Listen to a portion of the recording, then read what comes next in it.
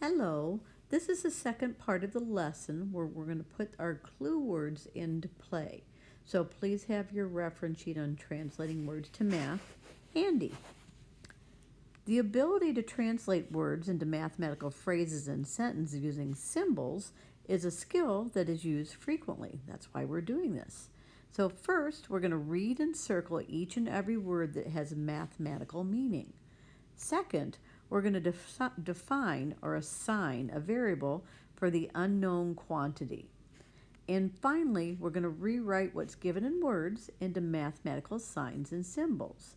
So we're going to let x represent a number, often or the unknown quantity in each of these examples, unless they give us another variable. So that's called defining a variable. We're going to say let x represent a number. So we're going to start with expressions. And if you recall, expressions do not have an equal sign. So we're going to start with 6 times a number. So again, we're circling whatever has mathematical meaning. Certainly 6 has mathematical meaning, times, and they mentioned a number up here. We're going to use a variable. So we could write this translated to math as 6 times a number. Now, does that look kind of funny? Yes, it does. You can probably see why we've moved away from the times sign.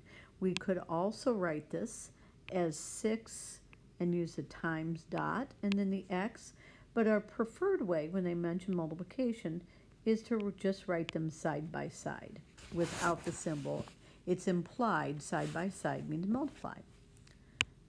So now let's go on to the next phrase. It says the sum of a number and 9. So again, we're circling numbers that have phrases that have mathematical meaning. So sum, that means we're going to add of a number and 9. Now you notice this word 9. When we talked about the reference sheet, sum means that we're adding. So we're going to have to move that addition sign in between a number and 9 where the word and is. So this would look like this. We're going to start with a number, x. We're going to put the addition sign where the word and is because it said sum. And then we want to include the number 9. So this is our translation into math, as well as this last one was our translation into math. The next example, a number decreased by 5. So we're going to circle a number. That's going to be our variable. We're going to circle decreased by, and we're going to circle 5. So if you need to refer to your reference sheet to figure out what decreased by is, please look at that. So you may have noticed it means we're subtracting. Now there's nothing to cause order to be any different than how they've given it to us. So we're going to use x for a number. We don't know what it is. Decrease by means minus, and we're going to decrease it by the number 5. So this is our expression. Our next example says the quotient of 2 and a number w. So let's circle what's important, the quotient. And if you need to look that up on your reference sheet, that means division of 2 and a number. But this time, they tell us they want us to use the variable w.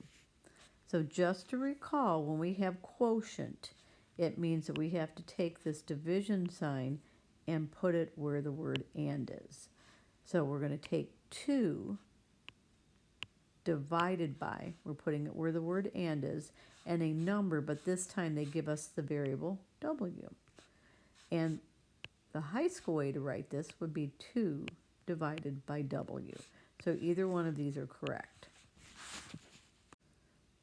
Moving on, when translating words to math, there will undoubtedly be some unexpected clue words, and errors often occur with the wording of more than or less than because of the order in which the words are stated. For that reason, we're going to try to memorize the than switch. And as mentioned, when we see these phrases, when we talked about it on the reference sheet, they cause the order to switch. So we're going to read through again and circle important pieces of it. 7 more than a number. So we're going to circle 7. We're going to circle more than, that has meaning, and we're going to circle a number. So the way they gave it to us is 7 more than, without is in front of it, just more than means that we're adding, and a number, we're just using X. So the than switch means that we move these two in different order. So we need to write this as X plus 7. That's the correct way to write this expression. And the than word made a switch or caused the switch. Let's look at the next one. 9 less than a number. So mathematical meaning wise, 9 has mathematical meaning, less than has mathematical meaning, and a number we're going to use a variable for. So again, they've given it to us in this order. 9 less than means subtraction unless the word is less than is in front of it. So 9 less than a number, and we're using X unless they tell us otherwise to represent a number. The than switch, which means we switch the two things around the less than. So the correct way to write this is X minus 9. This is correct. Our last example of this is 4 years less than Bob's age. So mathematical meaning, we have 4, we're talking about years, less than, that has mathematical meaning, and Bob's age we don't know.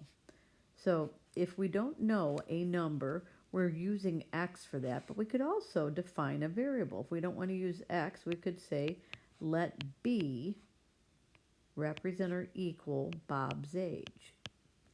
And often we use a variable that uses the first initial of what we're trying to find.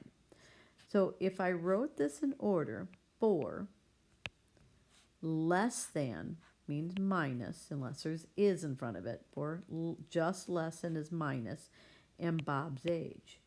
However, because of the than right there, we have to switch order. So it should be Bob's age minus 4. So we don't want to write it this way. This is the correct way to write it. So now please turn to the next page. I'd like you to take your time and practice translating words into expressions on your own. So the directions say, read each sentence below and circle important words, phrases, and numbers. Then write an expression using a variable, mathematical symbols, and numbers. Let X represent a number unless another variable is given. So when you're finished, you can ask your teacher to look at the key, and then we're going to go on to part 2.